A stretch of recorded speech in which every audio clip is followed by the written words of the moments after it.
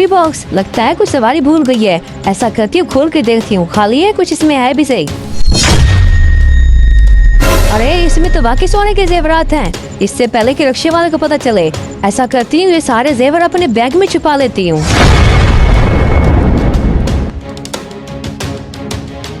अरे ये बैठ क्यों नहीं रही, क्या मसला है इसका? अरे बेटा बैठ भी जाओ, पहले भी आपने बहुत लेट कर दिया है।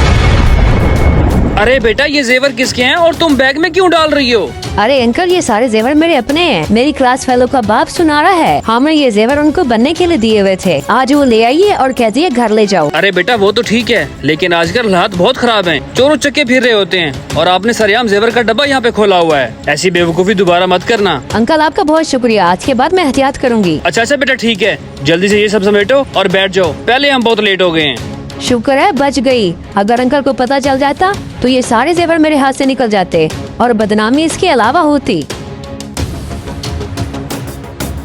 चले बेटा। जी चले आप। अरे भाई साहब, शुक्र है आप मिल गए। मैं 1 घंटे से आपको ढूंढ रहा हूँ। अरे भाई साहब क्या हो गया, आपका सांस फूला हुआ है, इधर सामने आके बात करो। अरे भाई साहब क्या बताऊँ आपको, पिछले मोहल्ले में जहाँ आपने मुझे उतारा था, वहाँ उतरते वक्त मेरा जेवरों का डब्बा आपके रिक्शे में रह गया था और कल मेरी बेटी की शादी है। मैं इसलिए पागलों की तरह आपको ढूंढ रहा हूँ। अरे ये कहाँ से आ टपका, लगता है ये जेवर इसी के हैं। अब क्या करूँ? क्या जेवरों का डब्बा रह गया था? अच्छा इसका मतलब है वो जेवर इसके हैं जो ये बच्ची बैग में डाल रही थी। अरे भाई साहब आप परेशान ना हो, आपके जेवर मिल जाते हैं। आप आ जाए मेरे साथ, मैं भी आपको जेवर ढूंढ के देता हूँ।